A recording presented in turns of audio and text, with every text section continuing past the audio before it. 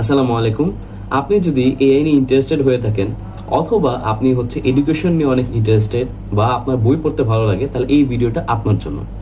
এই ভিডিওতে আমরা কথা বলবো যে এআই আমাদের এডুকেশন সেক্টরে কিভাবে একটা বড় চেঞ্জ আনতে পারে, সেটা এই বইতে সুন্দর মতো আলোচনা করা হয়েছে। রাকিবুল হাসান স্যারের এই বই লেখাটা আমি রিসেন্টলি পড়েছি, অ্যান্ড আসলে অ্যাজ এ টিচার এটা আমাকে অনেক চিন্তা করতে বাধ্য করেছে যে নেক্সট ডে যখন এআই ইউজ করা হবে তখন আসলে কিভাবে আমাদের এডুকেশন সিস্টেমটাকে আমরা চেঞ্জ করতে পারবো। একটা বইয়ের কোটেশন দিয়ে আমি বলবো যে এখানে একটা কথা বলা হয়েছে যে we can no longer continue with a one size fits all approach. Hence, the need of the hour is to customize the curriculum based on an individual's pace and comfort. তো এখান থেকে আমরা আসলে কি বুঝতে পারলাম যে আসলে এখানে বলা হয়েছে যে একই রকম ভাবে সবাইকে পড়ালে সেটা আসলে খুব বেশি ফ্রুটফুল কিছু না, কারণ আমাদের একটা ক্লাসে অনেক রকম স্টুডেন্ট থাকে। তো দেখা গেল এখানে একটা এক্সাম্পল খুব সুন্দর মতো বলা হচ্ছে, ধরেন যে একটা বিল্ডিং এর কথা, একটা বিল্ডিং এ যদি ফাউন্ডেশনটা অত স্ট্রং না হয় তাহলে আপনি হয়তো একতলা বানাতে পারবেন, মেবি দুইতলা বানাতে পারবেন, কিন্তু আপনি যখন তিনতলা চারতলা বানাবেন তখন কিন্তু পুরোটা কলাপস করবে। আমাদের এডুকেশন সিস্টেমে সেটাই হচ্ছে। আমরা দেখতে পাই যে দেখা গেল কেউ ক্লাস 1 থেকে ক্লাস 2 তে যাচ্ছে, ফর এক্সাম্পল তার বাংলা ব্যাকরণে সে 100 মধ্যে 70 পেয়ে সে প্রমোটেড হলো। তারপরে 2 থেকে 3 তে প্রমোটেড হলো 60 পেয়ে, 3 থেকে 4 এ প্রমোটেড হলো এরকম নাম্বার পেয়ে। একটা সময় এসে তার এই যে নলেজ গ্যাপ থেকে যায়, যে সে আসলে অনেক কিছু সেই সাবজেক্টে জানে না, সেটা কিন্তু একবারে সে তখন কলাপস করে। দেখা গেল ক্লাস 8 এ সে যখন আছে, একজন টিচার যখন ক্লাসে পড়াতে যাচ্ছে, দেখা গেল ওই যে স্টুডেন্টস অনেকগুলো নলেজ গ্যাপ আছে, সে কিছু বুঝতে পারতেছে না। সে দেখতেছে যে টিচার যা পড়াচ্ছে তার মাথায় কিছু আসতেছে না, আর এটার মেইন কারণটাই হচ্ছে সে যে এতদিন তার যে নলেজ গ্যাপটা আসতেছে, যে সে এটা বুঝতে পারেনি, ওই টার্মসটা সম্পর্কে সে জানে না, তার বেসটা অত স্ট্রং না, সে আলটিমেটলি ওই ক্লাসে গিয়ে আর ভালো করতে পারে না।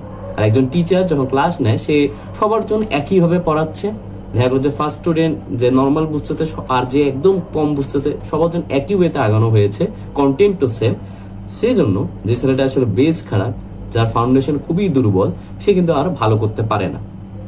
এই জন্য এই বইতে যে কথাটা বলা হয়েছে সেটা হচ্ছে পার্সোনালাইজড এডুকেশনের কথাটা। আর এটা আমি নিজেও চিন্তা করেছিলাম যে আসলে আমাদের ভার্সিটিতে আমি দেখতাম যে আচ্ছা অনেক স্টুডেন্ট যে স্কুল কলেজ অত ভালো ছিল না, সে সাডেনলি এসে ভার্সিটিতে অনেক ভালো করতেছে। এটা আই গেস আপনারাও দেখেছেন। কারণটা কি? তো আমার এটা মনে হয়েছিল যে আচ্ছা মেইন কারণ যেটা আমার মনে হয়েছে যে আমরা স্কুল কলেজে অনেক স্টুডেন্টের বেসটা অনেক খারাপ থাকে। ফর এক্সাম্পল সে ওই যে বাংলার ব্যাকরণে সে অত ভালো না, তো সে আলটিমেটলি ওই সব সাবজেক্টে সে সাফার করতে থাকে। সে যতই প্রোগ্রেস করুক না কেন, তার যেহেতু বেস খারাপ, সে স্ট্রাগল করে। এরকম একটা দুটা সাবজেক্ট নিয়ে সে আসলে একটু উইক হয়ে যায়, কিন্তু ভার্সিটিতে এসে সে বেস থেকে পড়ার সুযোগটা পায়। যেমন আমি যদি বলি, ফর এক্সাম্পল কেউ প্রোগ্রামিং শিখতেছে, সে কিন্তু একদম জিরো থেকে শিখার সুযোগটা পাচ্ছে। তো সে কিন্তু তার যে একটা উইক ফাউন্ডেশন ছিল সেটা কিন্তু সে ওভারকাম করতে পারতেছে। তো এখানে এই বইয়ে এটা বলা হয়েছে যে সবার জন্য আলাদা আলাদা আসলে এডুকেশন দরকার, পার্সোনালাইজ এডুকেশন দরকার। এটা সম্ভব এআই এর মাধ্যমে। আপনার এখানে বলা হয়েছে যে স্টুডেন্ট বেসড একটা প্রোফাইল থাকবে, প্রত্যেকটা স্টুডেন্টের জন্য একটা আলাদা প্রোফাইল থাকবে। অ্যানালিটিক্স ইউজ করে সেটা একজন টিচার দেখতে পারবে, আর সেটাই কিন্তু সে ইউজ করবে যে যখন পড়াবে। আর এখানে কিন্তু একজন টিচারকে খুব একটা ইম্পর্টেন্ট পয়েন্ট বলা, সেটা হচ্ছে সে একজন গাইডার, একজন পাইলটের মতো। সে মূলত স্টুডেন্টকে গাইড করবে যে আচ্ছা তোমার এখন এইভাবে আগানো দরকার, তোমার এইভাবে তুমি যদি পড়ো তাহলে কিন্তু তোমার আউটপুটটা ভালো হবে।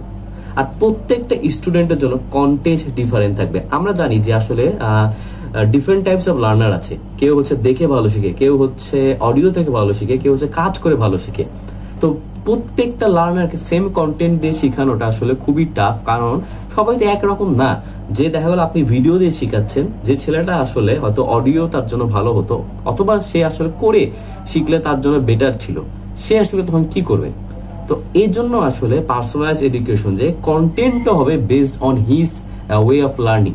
এআই জাজ করবে যে সে আসলে কিভাবে শিখে, তার আসলে দুর্বলতাটা কোথায়, তার আসলে এখন কি দরকার, তার এখন কোন বিষয়ে ইম্পর্টেন্স বেশি থাকবে, সে সবকিছু বেস করে তার জন্য একটা আলাদা প্রোফাইল থাকবে। বইয়ে একটা কথা বলা হয়েছে এখানে যে এখানে একটা জিনিস বোঝা গিয়েছে, শিক্ষায় ওয়ান সাইজ ফিটস অল ব্যাপারটা বোধহয় আর খাটবে না। কারণ সবাই আলাদা এবং সবার বিষয়ভিত্তিক বোঝার ক্ষমতাও ভিন্ন। তো এখান থেকে আমরা বুঝতে পারি যে আসলে এই যে আমরা একইভাবে সবার জন্য একটা কারিকুলাম থাকে বা কন্টেন্ট সেম থাকে, টিচার একইভাবে পড়াচ্ছে, এটা হয়তো একটু চেঞ্জ আসবে যখন এআই বা আমরা এইরকম পার্সোনালাইজ এডুকেশন বা বেসড অন ইচ স্টুডেন্ট যে প্রোফাইল থাকবে সেটা ইউজ করে আমরা যখন শিখাতে পারবো, তখন এই ধারণাটা বা এই সিস্টেমটা আস্তে আস্তে চেঞ্জ হবে। এই বইয়ে আরেকটা খুবই সুন্দর কনসেপ্ট বলা হয়েছে, সেটা আপনাদেরকে বলবো যে ডেটা বলতে পারে শিক্ষার্থী কতটুকু সময় লেকচার এন্ড কতটুকু সময় ল্যাব সেশনে ভাগ করা যেতে পারে। শিক্ষকদের অনেকে বলছেন এই ডেটা দেখিয়ে দিতে পারবে এমন কিছু মিসকনসেপশন বা ভ্রান্ত ধারণা যা শিক্ষার্থীদের মধ্যে রয়েছে।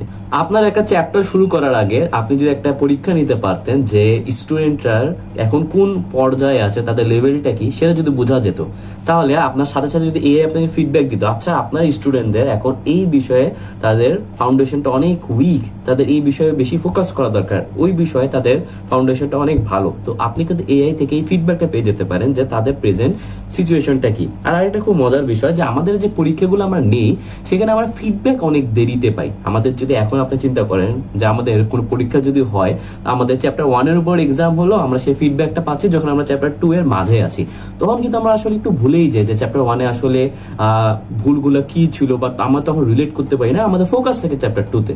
কিন্তু এআই এর মাধ্যমে আমরা কিন্তু সাথে সাথে ইনস্ট্যান্ট ফিডব্যাকটাও পেয়ে যেতে পারবো। এই বইতে একটা ইম্পর্টেন্ট কনসেপ্ট বলা হচ্ছে, সেটা যদি আপনাদের সাথে শেয়ার করি যে for instance facial recognition, voice recognition and emotional analysis can measure student engagement, emotions and determine their attention, understanding and confidence. AI also enables teachers to access the best content available globally and personalize it for each student in their local language. তো আপনি একটা চিন্তা করেন যে একটা student, আমাদের মাস্টার্সের টিচারও বলেছিল যে এমন একটা সিস্টেম যদি আনা যায় যে একটা স্টুডেন্টের সাপোজ কোনো একটা, আমরা যেমন এখন স্মার্ট ওয়াচ পড়ি বা কোনো একটা সিস্টেমে তাদের অ্যাটেনশন এখন যদি আমরা ট্র্যাক করতে পারতাম যে ওই স্টুডেন্টের এখন মন অন্য জায়গায়, বা সে হচ্ছে এখন অ্যাটেনশন দিচ্ছে না, সে পড়ার মধ্যে নেই, আর সাথে সাথে একটা অ্যালার্ম বেজে উঠবে, তাহলে কেমন হইতো? তাহলে প্রথমত স্টুডেন্টের ফোকাস বেশি থাকতো, প্লাস যখনই অ্যালার্ম বেজে উঠতে টিচারও বুঝতে পারতো আচ্ছা আমার স্টুডেন্টের এখন ফোকাস একটু কমে যাচ্ছে, আমার এখন হয়তো অন্যভাবে একটু পড়ানো দরকার, বা সেই স্টুডেন্টকে একটু বলা যে আচ্ছা তুমি ব্যাক অন ট্র্যাক, ফোকাস করো। তো এটা কিন্তু অনেক একটা বড় ইম্পর্টেন্ট একটা জিনিস। আপনি চিন্তা করেন আপনার অনেকগুলো স্টুডেন্ট আছে একটা ক্লাসে, আপনার সাথে সাথে আপনি যদি ডেটাগুলো পেয়ে যান, আচ্ছা কার এখন কনসেন্ট্রেশন লো হচ্ছে বা পুরো ক্লাসের এনার্জি এখন কেমন, তাহলে আপনি কিন্তু সেইভাবে আপনার পড়ার স্টাইলটাকে ডিফারেন্ট করতে পারবেন। এই বইয়ে সেই জন্য একটা সাজেশন দেওয়া হচ্ছে, সেটা হচ্ছে প্রত্যেকটা স্কুলগুলোর ডিজিটাল লিটারেসি থাকা দরকার। একজন টিচারের জানতে হবে যে কিভাবে এই টেকনোলজিগুলো ইউজ করতে হবে। আমাদের অনেক স্কুল কলেজে এখনো টেকনোলজিটাকে অতটা ইউজ করা হয় না, অনেকটা পিছিয়ে আছে। বাট আমরা যদি এই এর কথা চিন্তা করি যে যারা এটাকে ইউজ করবে প্রপারলি, তারা কিন্তু আসলে এগিয়ে থাকবে অন্যদের চেয়ে। আমরা এখনকার কথা চিন্তা করি যে অনেক স্কুল কলেজে এখন কিন্তু কি পাওয়ার পয়েন্ট ইউজ করা হচ্ছে, টিচাররা পাওয়ার পয়েন্টের হেল্প নিয়ে স্মার্ট টেকনোলজিগুলো ইউজ করে এখন কিন্তু ক্লাস নিচ্ছে। আর এটা কিন্তু কম বেশি এখন সবাই করতেছে, কারণ এটা বুঝতে পেরেছে সবাই যে আচ্ছা আমাদের এখন এই টেকনোলজির বিষয়গুলো আমাদের ইউজ করা দরকার, যাতে আমাদের স্টুডেন্টদের আরো ভালো করে কনসেপ্টগুলো বোঝাতে পারি।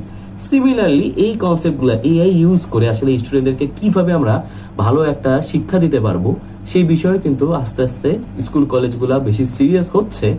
বিদেশে এটা কিন্তু উন্নত কান্ট্রিগুলো এটা অনেক এগিয়ে যাচ্ছে যে তারা টেকনোলজি ইউজ করতেছে এডুকেশন সেক্টরে।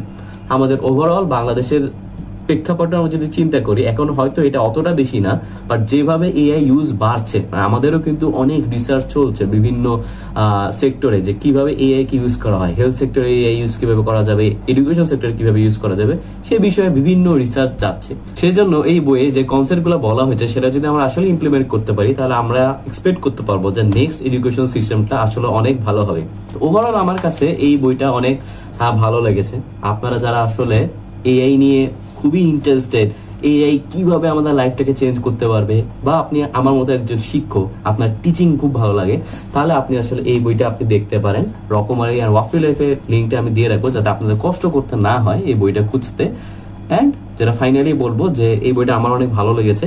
অনেক কিছু আমি চিন্তা করতে পেরেছিলাম গভীরে, যে হয়তো নেক্সট 10 বছর পরে এডুকেশন সিস্টেমটা কিরকম হবে, এখন কিরকম থাকছে আর 10 বছর পর কিরকম থাকবে, সেটা নিয়ে একটু গভীর ভাবে আমি আসলে ঢুকে গিয়েছিলাম বইটার মধ্যে। তা আপনারাও যারা এই বিষয়ে ইন্টারেস্টেড তারা অবশ্যই বইটা পড়বেন।